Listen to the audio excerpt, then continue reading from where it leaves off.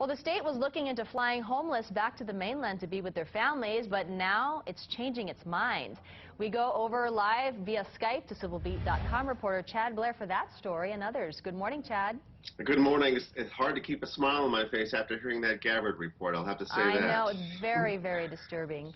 So let's talk about Sandwich Isle Communications, and it has public oversight by the State Public Utilities Commission, but now there are questions about that. What are the questions? Well, the PUC year after year signed off on the operations for this company. The CEO is Al He. He's the brother of State Senator Clayton He. But meanwhile, the FCC, the Federal Communications Commission, has been looking into their use of federal funds, and they're not happy. Last month, they even cut off those federal subsidies. We're talking about tens of millions of dollars.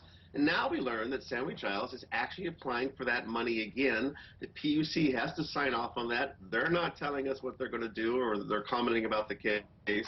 I can tell you that Sandwich Isles says they need the subsidies to help provide internet and phone service to Native Hawaiians living on Hawaiian homelands. Civil Beat Chad is also following a story about the state planning to send homeless back to the mainland with their families. It was a pretty eyebrow-raising story, but now you've got new details and a surprise twist.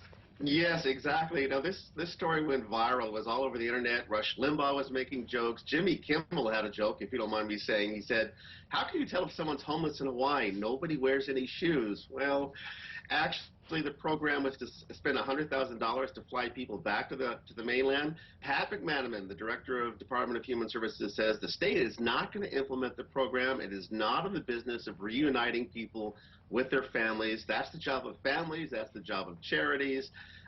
So John Mizuno, the guy that pushed this in the State House, he says he's disappointed. He's hoping the state will reconsider. He says the program does work in other communities, flying people back, homeless people, to be with their homes and families. It's certainly something that we've heard about for a long time now. Yes. And finally, Chad, let's look at this final story. You know, the GMO debate on the Big Island. It's very big right now, and Civil Beat goes behind the scenes to talk to some papaya activists.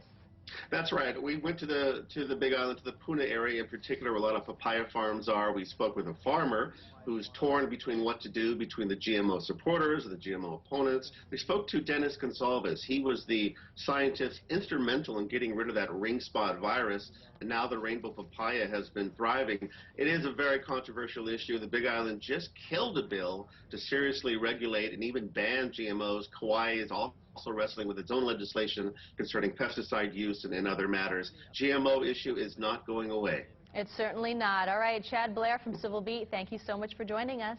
Thanks for reading civilbeat.com. Thank you. And again, you can go to civilbeat.com and KITV to look at those stories.